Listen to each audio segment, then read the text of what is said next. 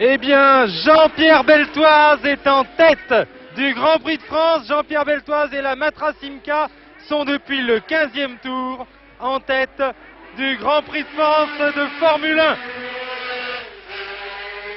Nous allons d'ailleurs voir au magnétoscope le moment au 15e tour où Jean-Pierre Beltoise a passé Jackie X. Regardez, voyez la Matra qui passe la Ferrari. Il s'agit d'ailleurs en fait d'un ennui mécanique de la Ferrari de Jackie X. Je vous disais tout à l'heure que ce moteur Ferrari était sans doute le plus puissant, mais c'est également depuis le début de la saison un des plus fragiles. Et Jackie X, victime d'ennui de soupape, va devoir, après cette course magnifique, après avoir mené ce Grand Prix de France 14 tours durant, eh bien Jackie X va devoir s'arrêter au tour suivant. Jean-Pierre Beltoise est donc en tête alors que nous sommes dans le 18e tour, c'est-à-dire que nous sommes à un tour de la mi-course. Je vous laisse imaginer évidemment la joie du public, je vous laisse imaginer comment les spectateurs se dressent debout sur les bancs des... Je crois que Pesca vient de... Non ? Hein ?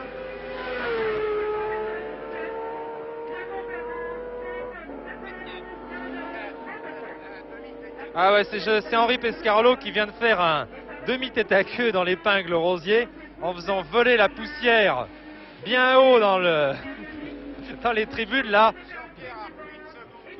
On a eu très peur. Oui, je vous laisse donc imaginer la joie du public. Seulement, évidemment, nous sommes tous ici avec François Mazet, avec Guy Ligier, avec Jean Todt en train de toucher du bois, en train de nous cramponner à tous les morceaux de bois que nous pouvons trouver. Vous m'excuserez, vous me pardonnerez cet accès de chauvinisme, mais il est difficile, je crois, aujourd'hui de réagir autrement. La voici Graham Hill qui est assez loin du premier.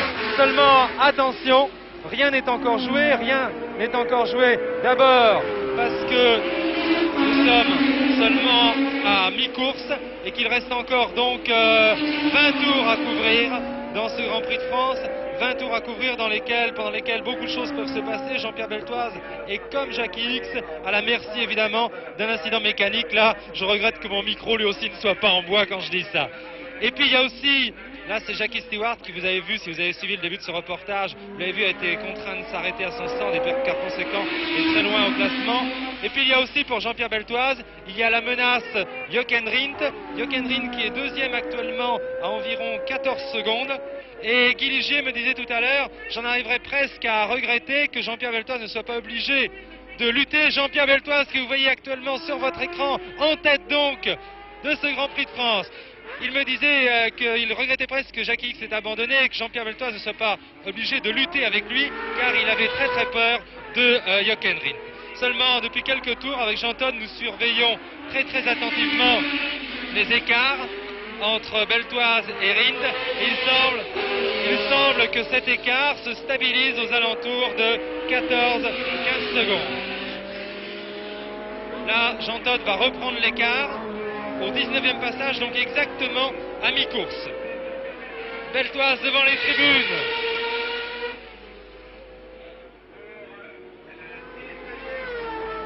Et Rindt à combien? Rindt à 15 secondes. Vous voyez la Lotus, la silhouette vraiment caractéristique de cette nouvelle Lotus assez révolutionnaire, conçue par Colin Chapman. Là c'est Chris Amon qui occupe toujours la 3e place, pas très loin de Jochen Rindt d'ailleurs.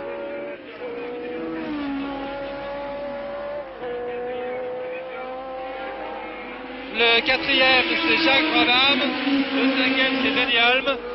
Hulme et Brabham ont en effet réussi à prendre le meilleur sur Henri Pescarolo. Henri Pescarolo qui doit avoir quelques ennuis avec sa voiture. Il a été très rapidement distancé par Brabham et Hulme dès que ceux-ci ont réussi à le passer. Et il est actuellement donc 6e. Oui, il a l'air d'avoir des ennuis et des ennuis de frein d'ailleurs, parce que c'est sa roue avant-droite qui a l'air de bloquer à chaque freinage. Exactement, tout à l'heure quand il a été mettre 2 roues là dans l'herbe au freinage de l'épingle, c'est parce que sa roue a bloqué, sa roue avant a bloqué. Et là il me semble que dans ce virage ça refait pareil.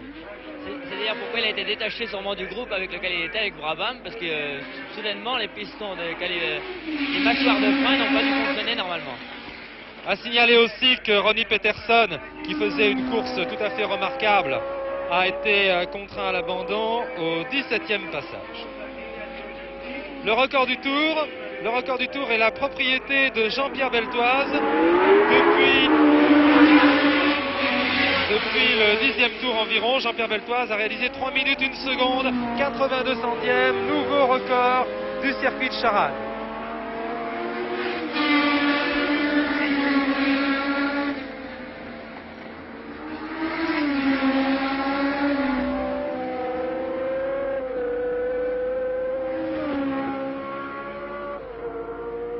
Ce n'est pas la première fois que Jean-Pierre Beltoise se retrouve en tête d'un Grand Prix du championnat du monde. C'est exactement la deuxième fois, car il s'était déjà trouvé en tête l'année dernière au Grand Prix d'Espagne. Et il semblait avoir la situation bien en main lorsqu'un stupide incident mécanique l'a contraint à l'abandon. C'est pourquoi, vous voyez, nous évitons vraiment de crier victoire trop vite. Là, c'est Andrea De Adamisch que vous voyez, Andrea De Adamisch qui a eu beaucoup d'ennuis avec sa McLaren Alfa Romeo. Et qui va être doublé là. Qui va être doublé là par Jean-Pierre Beltoise. Jean-Pierre Beltoise, vous voyez, qui loin de ralentir comme Guy Ligier le craignait il y a quelques instants, et bien Jean-Pierre Beltoise qui vient à nouveau de battre son record du tour. 3 minutes 1 seconde, 23 centièmes.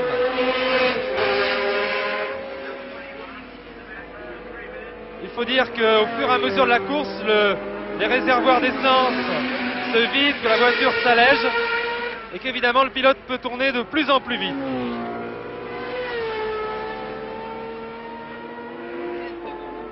« 16 secondes d'avance pour Jean-Pierre Beltoise sur Jochen Rindt qui passe actuellement, suivi par Chris Simon.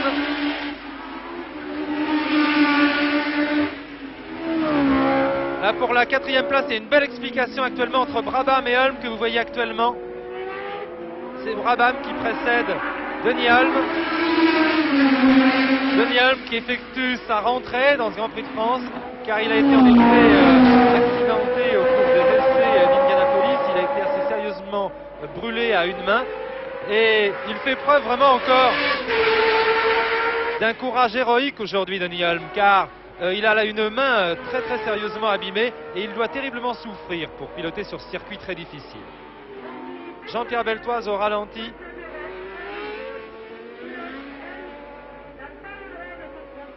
Jean-Pierre Beltoise au ralenti, vous voyez. La pureté des trajectoires de Jean-Pierre, qui a toujours été un pilote remarqué pour un excellent style, pour avoir un excellent style.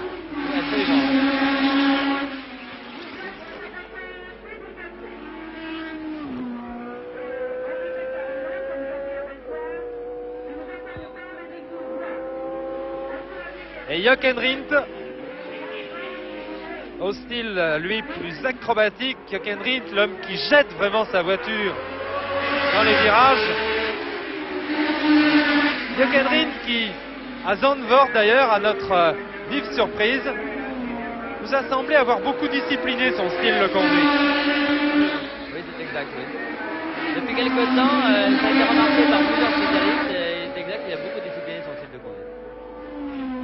Là, je vois Guy Ligier qui est en train de rêver, là, il pense à sa saison de Formule 1, beaucoup de nostalgie, Guy. Hein. Beaucoup de nostalgie, mais Jean-Pierre fait une course extraordinaire. En ce moment, c'est une course extrêmement dure pour lui. Il faut maintenant lutter. C'est une lutte de pilote et d'homme à homme. Une seconde de plus pour Jean-Pierre, une seconde de moins pour Rindt. C'est vraiment une course extraordinaire. Guy Ligier qui court sans doute de moins en moins parce qu'il s'est découvert, lui, une nouvelle passion. Et vous allez voir un petit peu le genre d'homme qu'est Guy Ligier. Lui, il n'a pas hésité carrément. Étant donné qu'il décidait de courir de moins en moins, eh bien, il n'a pas hésité à se lancer dans la construction automobile. Il a construit une voiture qui a été assez remarquable au Mans, hein, qui a fait des temps qui ont vraiment surpris tout le monde. Et Guy Ligier n'est pas du tout décidé à s'arrêter en aussi bon chemin, puisque cette voiture, eh bien, à partir du salon de l'auto en septembre, eh bien, il va tout bonnement la commercialiser. Il va essayer de faire tout simplement quelque chose qui soit mieux qu'une Porsche 911. Vraiment, il faut le faire, mais c'est un garçon. J'espère que nous aurons l'occasion à la télévision de faire un sujet sur Guy Ligier, car vraiment, il le mérite. 15 secondes d'avance pour Jean-Pierre sur Jochen Rindt actuellement sur votre écran.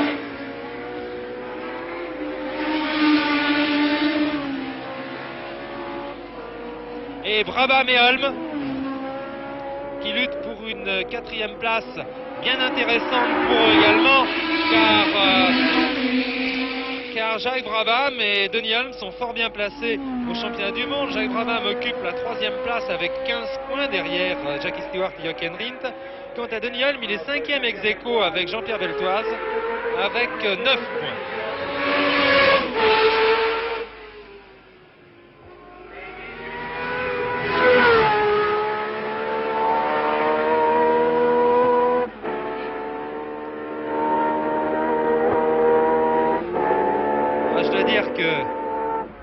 Je préfère pas en parler. J'allais vous parler de ce que je ressentirais si Jean-Pierre Beltoise franchissait le premier la ligne d'arrivée. Et vraiment, je crois qu'il vaut mieux pas en parler tant que ce n'est pas fait. On se tait, on n'en parle pas.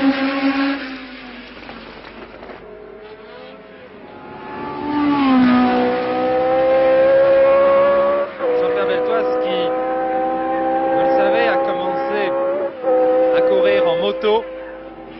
Là, c'est Ignacio Giunti sur sa Ferrari. Ignacio Giunti qui a été contraint de s'arrêter à son stand pendant un moment et qui a repris la piste, très attardé bien sûr. Là, c'est Joe Siffert. Joe Siffert qui fait équipe avec Chris Simon dans l'écurie Marche. Et le talentueux pilote suisse qui a remporté la course de Rouen en Formule 2 dimanche dernier. Eh bien, le talentueux Joe Siffert avoue qu'il a beaucoup de mal à régler, à domestiquer cette marche de Formule 1. Il faut dire que Joe Siffert ne passe pas précisément pour un metteur au point, il passe pour un petit pilote de tout premier plan, mais pas vraiment pour un pilote metteur au point, au contraire de Chris Simon. Et c'est peut-être ce qui explique la différence de tenue de route entre les voitures de Joe Siffert et de Chris Simon. Jean-Pierre Beltoise à nouveau, qui double là une BRM. C'est la BRM de George Eaton, semble-t-il.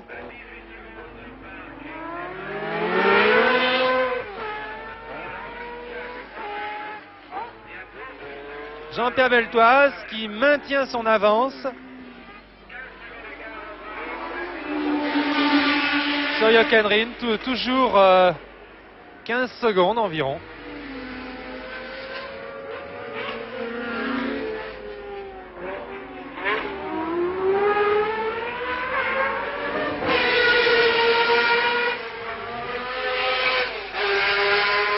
Jean-Pierre Beltoise, champion de France de moto.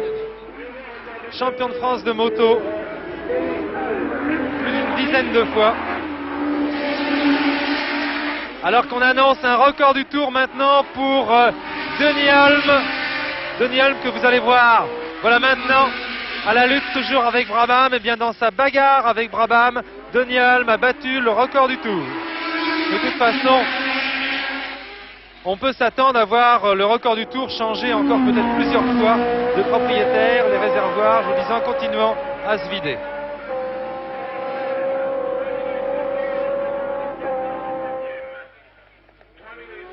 Voilà, au ralenti maintenant, Jean-Pierre Beltoise, je vous le disais, plus d'une dizaine de fois champion de France de moto, qui avait toujours eu, même à l'époque, il faisait la moto, l'ambition de piloter des voitures, qui a commencé sa carrière chez René Bonnet, qui a été victime d'un accident épouvantable durant les 12 heures de Reims. Il a dérapé sur de l'essence lâchée par un concurrent, il a été très grièvement blessé, on l'a cru perdu à tout jamais vraiment pour le sport automobile. J'étais à la Baule dans le jardin de Jean-Pierre Beltoise quand nous l'avons vu sortir de la clinique et venir chez lui pour se reposer en convalescence. Il était vraiment dans un fauteuil roulant, emmailloté de partout. Et là, si vous aviez vu le courage, la volonté avec laquelle il a entrepris sa rééducation, c'était assez fantastique. Un exemple d'ailleurs de cette volonté qui est une des qualités principales de Jean-Pierre Beltoise, c'est qu'il n'a plus vraiment l'usage de son bras gauche et les chirurgiens, sur sa demande, lui ont bloqué ce bras gauche, ont bloqué l'articulation en position de conduite. Je crois que ça en dit long vraiment sur le courage et la volonté de Jean-Pierre.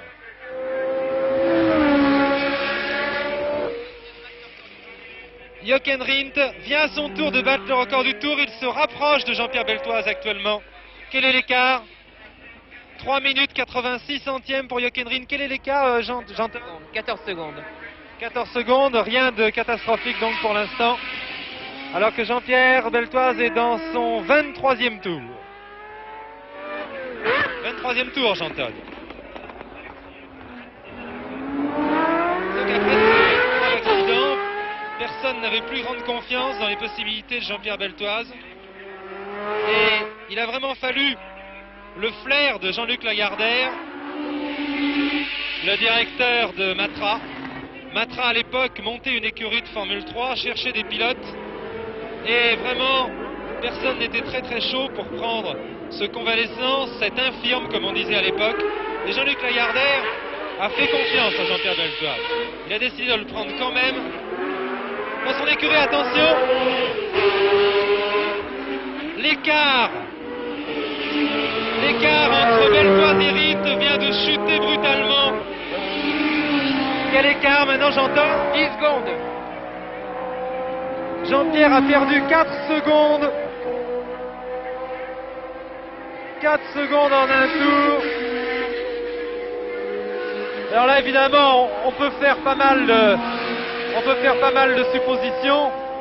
Guy Ligier. Je pense qu'en ce moment, Jean-Pierre craignait le soleil. Et le soleil est apparu et les pneus sont en train peut-être de chauffer pour Jean-Pierre.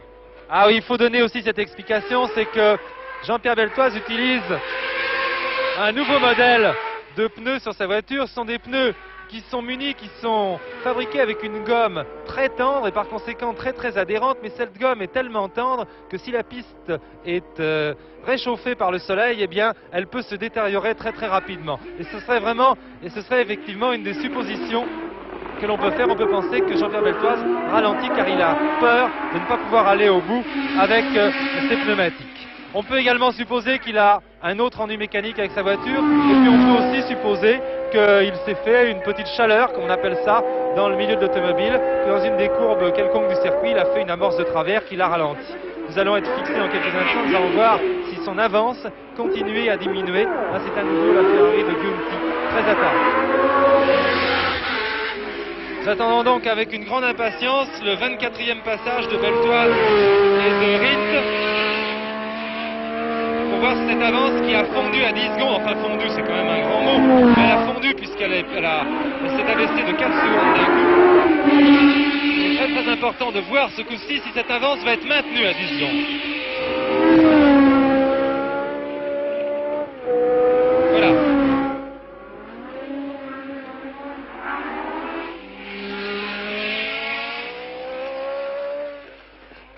Là il y a l'anxiété qui me coupe un peu la voix. Ah, voilà Jean-Pierre qui passe là-bas. Je pense que personne, même nos amis suisses ou nos amis belges qui suivent peut-être ce reportage, personne ne nous en voudra de nous montrer aujourd'hui un petit peu chauvin. Après tout, ça fait tellement longtemps qu'un pilote français n'a pas gagné un Grand Prix de Formule 1 que j'espère qu'ils auront la gentillesse de nous pardonner. Et puis ils savent toute l'estime que nous portons aussi bien à des pilotes comme X qu'à des pilotes comme Seifert, Regazzoni, ou même Silvio Moser qui s'est battu avec un cœur admirable pendant les essais.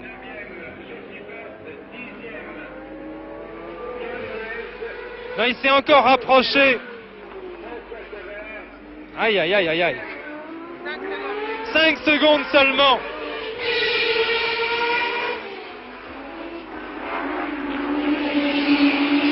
Aïe, aïe, aïe, 5 secondes seulement d'écart.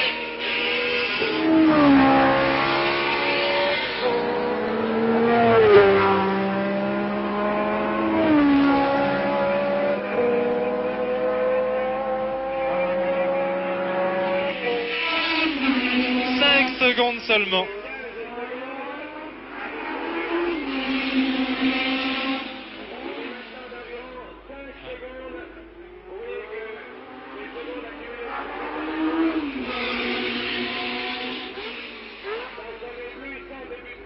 Là, c'est la Lotus de Rindt.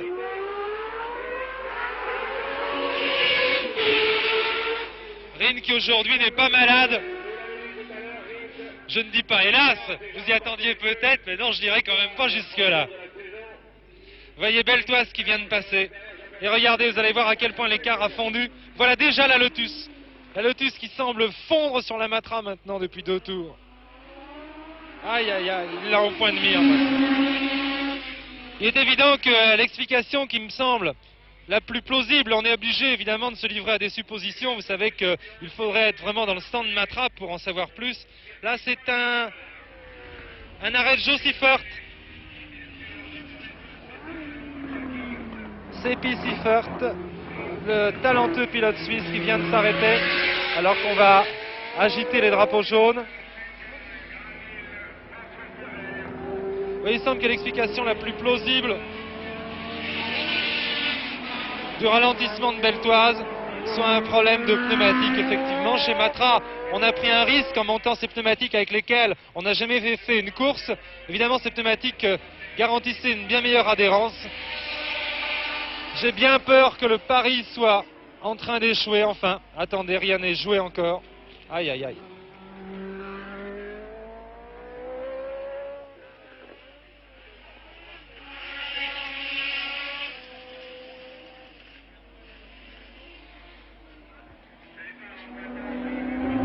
Et voyez que Rindt est maintenant dans les roues de Beltoise. Rindt est maintenant pratiquement dans les roues de Beltoise. Regardez à quelle vitesse il revient sur lui. Oh là là là là là là. Là vraiment vous avez vraiment un commentateur qui souffre. Aïe.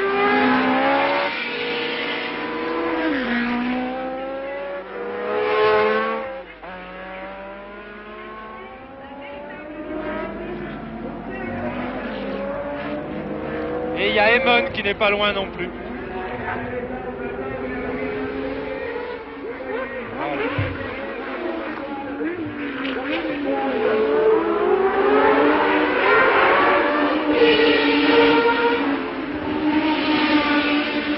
Jean-Pierre qui risque au prochain passage. Voilà, ça y est, regardez, Rindt essaye de passer. Et regardez, vous voyez que Rindt, il est passé, si. Rindt est passé. Rindt est passé, le pauvre Jean-Pierre risque de se retrouver. Vous voyez cette même séquence au ralenti maintenant. Comme s'il ne nous suffisait pas de l'avoir vue, il faut encore qu'on la revoie. Ah là là, Henri Carrière et Régis Forissier nous font boire le calice jusqu'à la lie.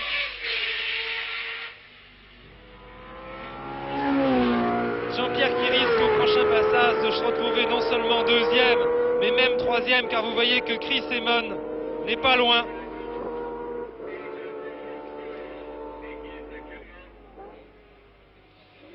Et si Jean-Pierre en plus continue à perdre du terrain à cette cadence, il est fort probable que Brabham et Ulm risquent aussi de revenir sur lui. Ah, quelle catastrophe.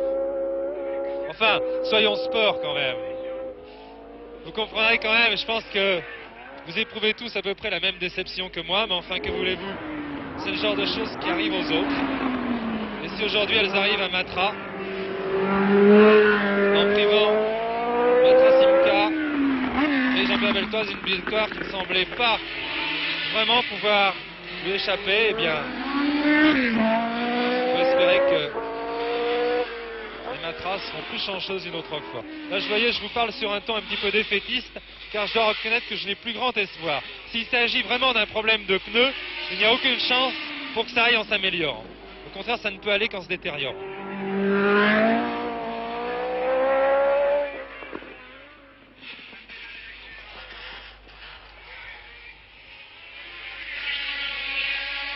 Dernier espoir, évidemment, ce serait que Beltoise arrive à s'accrocher aux roues de Rindt, mais ça me paraît très très improbable quand on voit la facilité à en envoyer.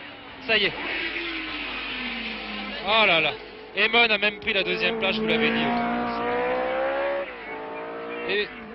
ah oui.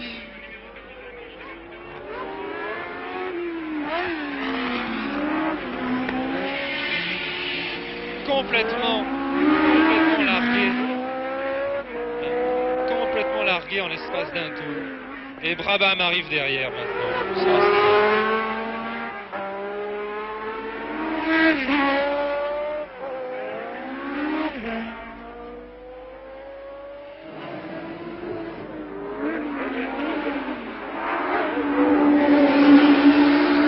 Voilà, Rindt en tête devant Emon. Et voilà, Brabham et Hulme.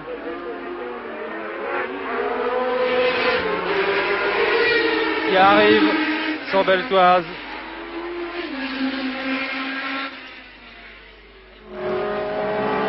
Il semble, ouais. Alors maintenant là, on peut interpréter le signe peut-être qu'a fait Jean-Pierre Beltoise. C'est-à-dire que je l'ai à peine vu parce qu'il nous était un peu caché par les spectateurs. Il me semble que Jean-Pierre Beltoise, en passant devant son stand, a fait un signe en montrant son moteur.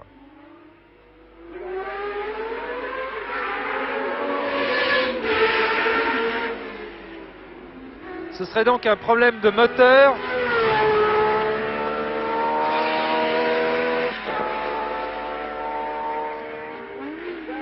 Qui, après Jackie X, eh bien, contrarierait la course de Jean-Pierre Beltoise.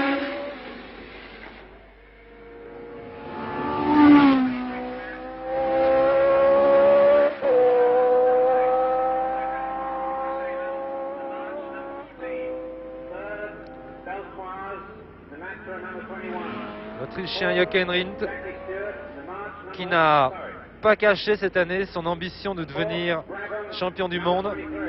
Jochen Rindt qui a déjà remporté 2 Grands Prix cette année. Le Grand Prix de Monaco où il a eu, il faut bien le dire, beaucoup de chance, car il avait vraiment fallu une grosse erreur de Jacques Brabham dans le dernier tour, dans les derniers mètres de la course pour que Jochen Rindt puisse l'emporter. Et puis Jochen Rindt a emporté une victoire là magistrale. Là sur votre écran, c'est le coéquipier de Jochen Rindt, John Miles, sur la 2e Lotus d'usine. Il a fallu, oui je vous dis par contre, au Grand Prix de Hollande, sur la nouvelle Lotus 72, Jochen Rindt a fait vraiment une véritable démonstration de pilotage en l'emportant pratiquement de bout en bout, puisqu'il a débordé dès le 2e tour Jackie X qui avait pris le commandement.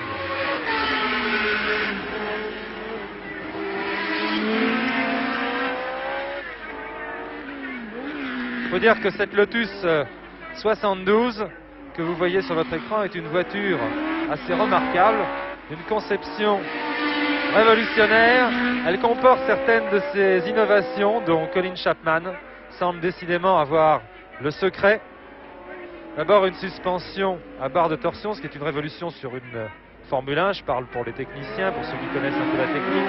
Ensuite des radiateurs qui ont été déplacés, vous les voyez là, le radiateur n'est plus à l'avant comme sur les autres Formule 1, il a été scindé en 2 et les 2 radiateurs sont désormais latéraux.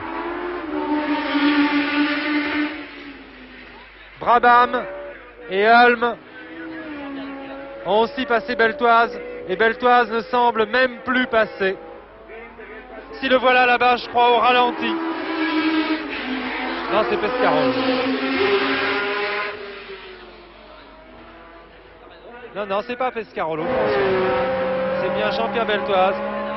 Henri Carrier, vous allez revenir sur le virage Rosier si vous voulez bien. Nous allons voir Jean-Pierre Beltoise arriver au ralenti vraiment.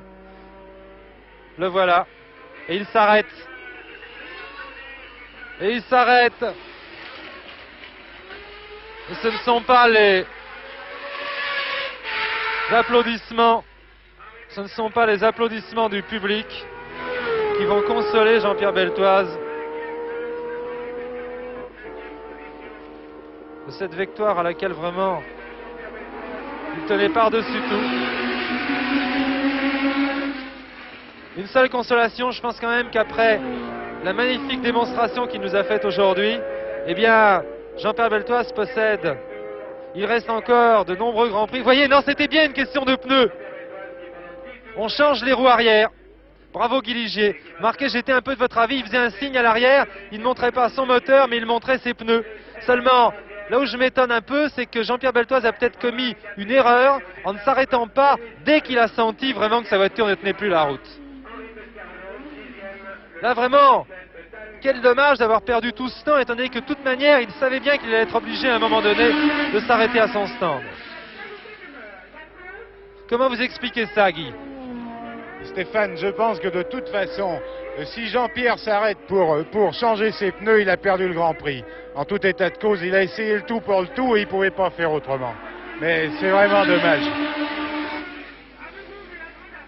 Mais il perd peut-être là quand même une place d'honneur dans le Grand Prix. Mais il a peut-être été aussi tellement déçu quand il a vu tous ses espoirs s'écrouler d'un seul coup.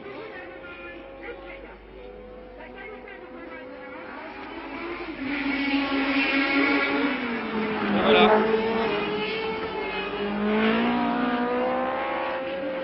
Jochen Rindt dans...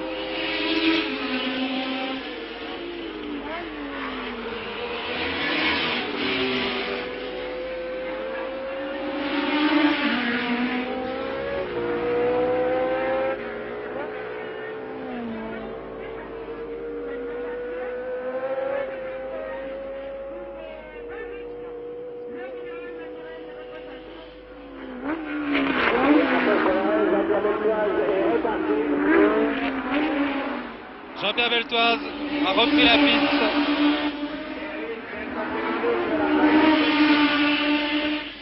Mais il occupe maintenant, il doit se trouver aux alentours de la 10e place.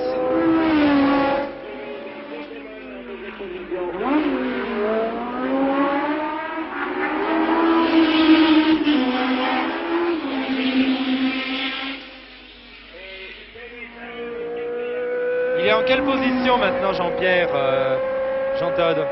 Eh bien, il est actuellement en 10e position. En 10e position.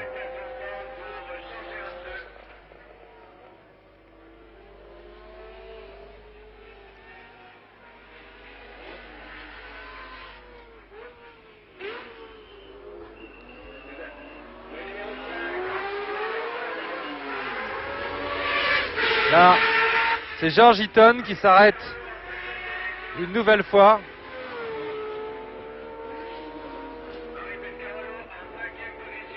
Henri Pescarolo est maintenant en 5e position, derrière Brabham et Holm que vous voyez en ce moment.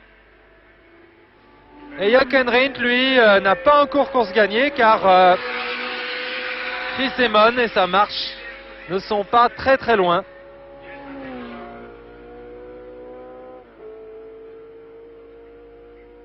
Le jeune néo-zélandais Chris Amon qui est vraiment... qu'on appelle parfois Monsieur Malchance dans le monde de la Formule 1, car il faut dire en effet qu'il collectionne le manque de chance depuis ses débuts en Formule 1. On l'a souvent vu, presque toujours, sur la première ligne, sur les grilles de départ. On l'a souvent vu en tête des Grands Prix. Et puis toujours, c'est un incident mécanique qui le contraint à l'abandon. Là, c'est une nouvelle fois John Miles. John Miles, le coéquipier de Jochen Rindt.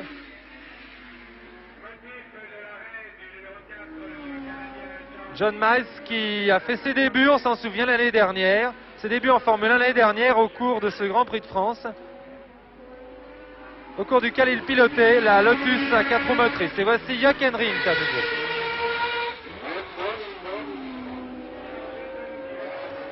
Jochen Rindt et Chris Amon.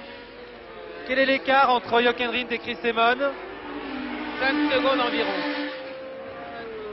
5 secondes environ.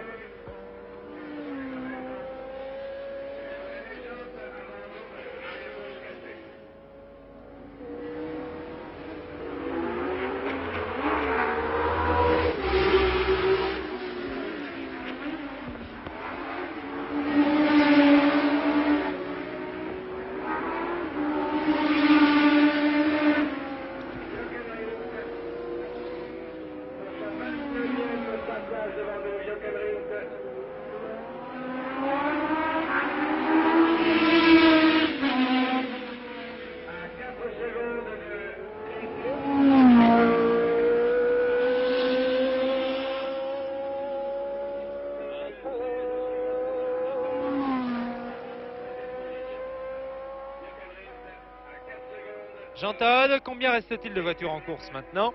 Il reste 13 voitures en course. Il est décidément incollable ce Jean Todt. Il tient de son père, il n'y a pas de problème.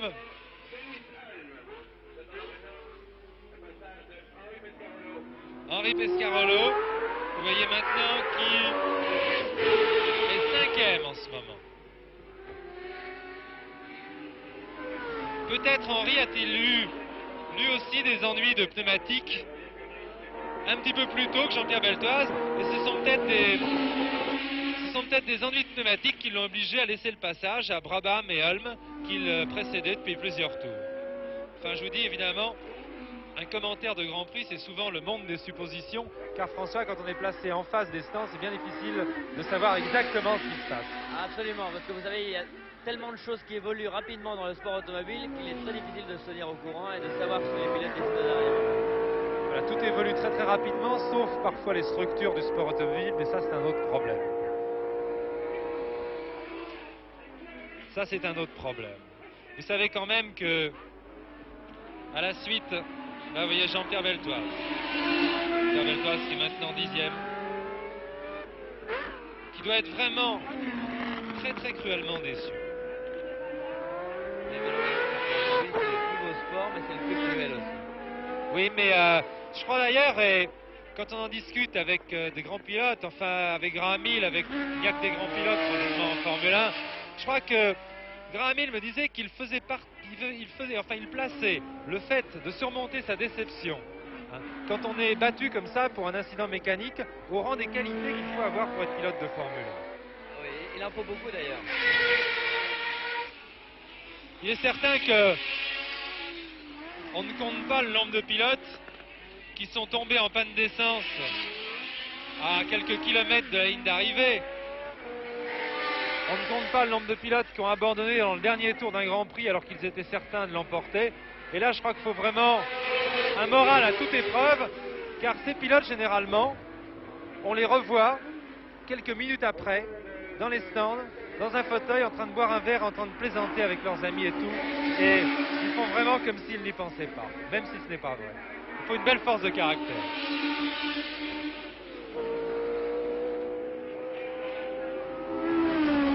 L'écart entre Rindt et Emon. 5 secondes, 5 dixièmes. Donc un écart qui semble se stabiliser. Jacques Brabham, lui, le vieux lion, est toujours 3e. Vous ne le voyez passer actuellement. Devant Denis Hulme. Pescarolo est 5e. Ah, je vois là, en face de moi dans les box, la consternation qui se lit sur les visages dans le camp Matra. Là, vous allez voir en ralenti à nouveau le passage de Jochen Rindt.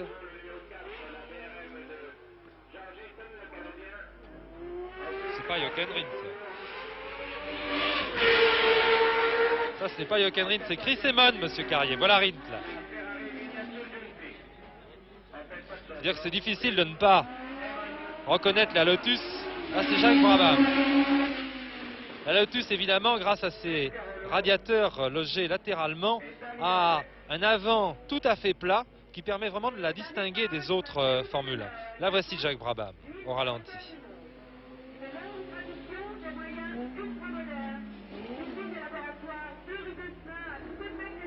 Jacques Brabham, plus jeune que jamais. Le vieux lion qui représente vraiment le record de longévité actuel dans la course automobile. Je vous parlais tout à l'heure des structures du sport automobile. Et on peut en parler un petit peu. Vous savez que le monde de la Formule 1 a été très très cruellement éprouvé ces derniers temps, puisque deux des pilotes les plus connus, les plus aimés, Bruce McLaren et Pierce Corrège, ont trouvé la mort. Bruce McLaren au cours d'essai sur le circuit de Goodwood. Au cours d'essai où sa voiture est allée percuter une cabane qui se trouvait aux abords de la piste, ce qui ne devrait absolument pas être. Quant à Pierce Corrège, lui, il s'est tué sur le circuit de Zandvoort au cours du dernier Grand Prix il y a 15 jours. Et là aussi, on peut penser que si ce circuit avait été mieux protégé, Piers Courage serait peut-être encore aujourd'hui parmi nous. Vous savez que la semaine dernière, on a beaucoup parlé aussi du circuit de Rouen, qui représente à nos yeux, et pas seulement à nos yeux d'ailleurs, François Mazet, je crois que vous partagez mon avis et que vous n'êtes pas le seul, qui représente le type vraiment de circuit qui devrait être abandonné actuellement par les dangers vraiment qu'il présente. Hein. Eh bien, après aussi ce lamentable accident de dimanche dernier, qui a vu la mort de deux des plus grands espoirs de la compétition automobile française, Salomon et Dayan, eh bien, les pilotes se sont posés pas mal de questions. On a vu le comité des pilotes de Grand Prix, excusez-moi si j'abandonne pendant quelques instants la course, mais je pense qu'il s'agit là de choses quand même très importantes. On a vu le comité des pilotes de Grand Prix, plus connu sous le nom de GPDA, se réunir par 2 fois. Et ce n'était pas des petites réunions comme d'habitude, des petites réunions d'1 heure comme avant chaque Grand Prix. Là, il a s'agit d'une réunion qui hier a duré près de 4 heures. Les pilotes, évidemment, ont eu des discussions secrètes, car ils ne nous ont pas encore communiqué le résultat de toutes ces discussions. Mais on peut penser, d'après certaines indiscrétions, qu'ils ont été très frappés par cette vague d'accidents et qu'ils ont pris des décisions très importantes. En effet, la plupart des pilotes sont, contrairement à ce que certains peuvent penser, des garçons qui n'aiment pas plus que vous et moi risquer leur vie. Hein. Je crois qu'on peut faire passer, comme le faisait d'ailleurs Stirling Moss, le courage au dernier rang des qualités que doit avoir un pilote de Grand Prix. Stirling Moss disait que la marge entre le courage et la stupidité était parfois tellement faible qu'on ne pouvait pas considérer ça comme une qualité fondamentale. Mais je pense que c'est une malchance de laquelle Matra pourra appeler Weyholm, qui est tout près de Brabham pour la 3e place. Il n'y a plus qu'un tour à couvrir maintenant. Il n'y a plus qu'un tour à couvrir maintenant. Vous voyez que Alp a joué le tout pour le tout dans ce dernier tour.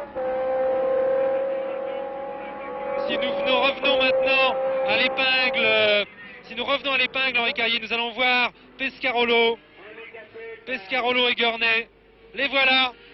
Voilà Pescarolo qui est 5e actuellement et Dan Gurney qui lui aussi va jouer le tout pour essayer de coiffer Henri Pescarolo dans le dernier tour.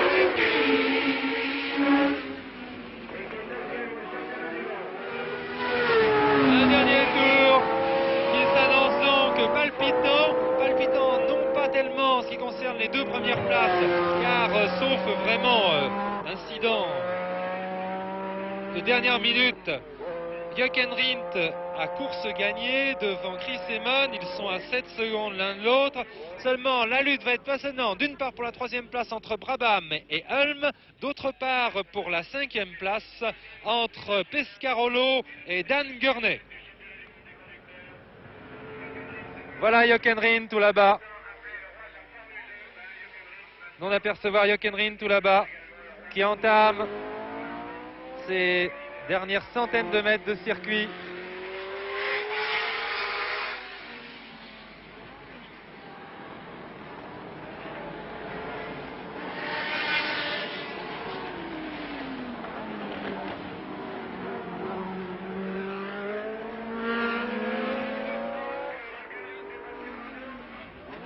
Jean-Lucas est monté sur le rail de protection, le drapeau à la main. Et voilà Jochen Rindt qui va remporter son 3e Grand Prix de la saison devant Chris Amon.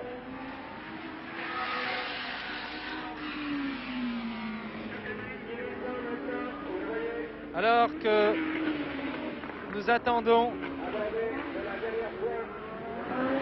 Voilà. Le drapeau s'abaisse. Premier Jochen Rindt. Le drapeau va s'abaisser pour Chris Amon. Et nous allons dans l'épingle maintenant. Nous allons attendre Brabham. Là c'est François Sever qui termine aux alentours de la 8e place. C'est très bien François. Nous allons attendre Jacques Brabham et Denis Hulme. C'est Jacques Brabham qui a le meilleur pour l'instant. Ça va être très dur pour Denis. Ça va être très dur. Est-ce qu'il va vraiment Oh non, il est trop loin. Il est trop loin, il ne pourra pas. Et là, Jacques Brabham va pas faire l'erreur qu'il a commise au Grand Prix de Monaco. Vous voyez, c'est bien sagement que Jacques Brabham s'assure la 3e place devant Denis Holm, 4e. Et nous allons voir maintenant qui de Henri Pescarolo ou de Dan Gurney va terminer 5e de ce Grand Prix de France.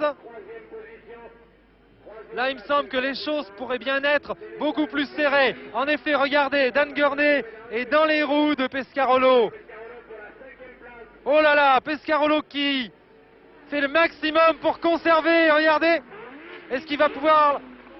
Oui, ça va être bon. Regardez, Gurney essaye. Là, il ne pourra pas.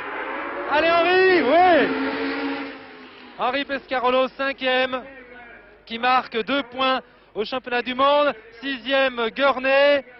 À la 7e place, nous trouvons Rolf Stomlen. 8e, John Miles. 9e, Graham Hill. 10e, Jackie Stewart. 11e, François Sever. À vous.